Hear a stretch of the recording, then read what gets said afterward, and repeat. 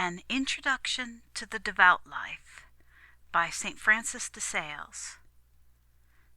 Part the First. Instructions and exercises for conducting the soul from her first desire for a devout life till she is brought to a full resolution of embracing it. Chapter 1. Description of True Devotion. You aspire to devotion, Philothea, because, being a Christian, you know devotion to be a virtue extremely pleasing to the divine majesty. But since small faults, committed in the beginning of any business, grow in the progress much greater, and become in the end almost irreparable, you must first know what the virtue of devotion is. For since there is but one true kind, and many vain and counterfeit ones, if you cannot distinguish that which is true, you may easily be deceived, and attach yourself to some imprudent and superstitious devotion. As Aurelius painted all the faces of his pictures to the air and resemblance of the woman he loved, so everyone paints devotion according to his own passion and fancy. He that is addicted to fasting thinks himself very devout if he fasts, even though his heart be at the same time full of rancor. And through sobriety, scrupling to moisten his tongue with wine or even with water, he makes no difficulty of drinking deep of his neighbor's blood by detraction and calumny. Another accounts himself devout if he recites daily a multiplicity of prayers, though he immediately afterwards utters the most disagreeable, arrogant, and injurious words amongst his domestics and neighbors. Another cheerfully draws alms out of his purse to relieve the poor, but cannot draw meekness out of his heart to forgive his enemies. Another readily forgives his enemies, but by some means never satisfies his creditors except when forced to. These are esteemed devout, when in reality they are by no means so.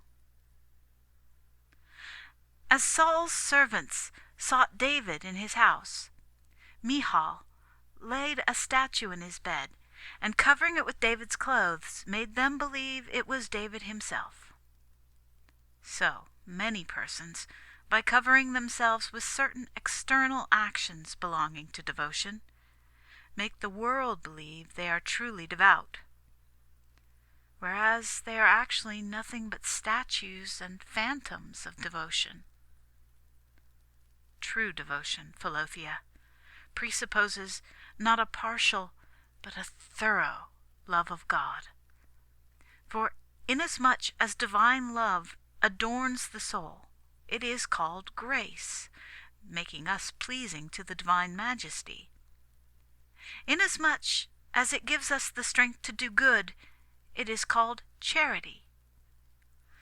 But when love has arrived at that degree of perfection by which it not only makes us act well, but also work diligently, frequently, and readily, then it is called devotion.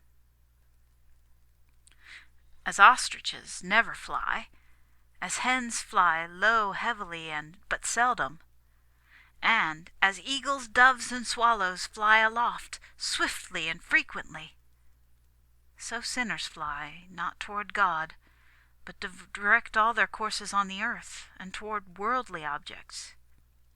And good people who have not yet attained to devotion fly toward God by their good works, but rarely, slowly, and heavily, whereas devout souls fly up to him by more frequent, prompt, and lofty flights.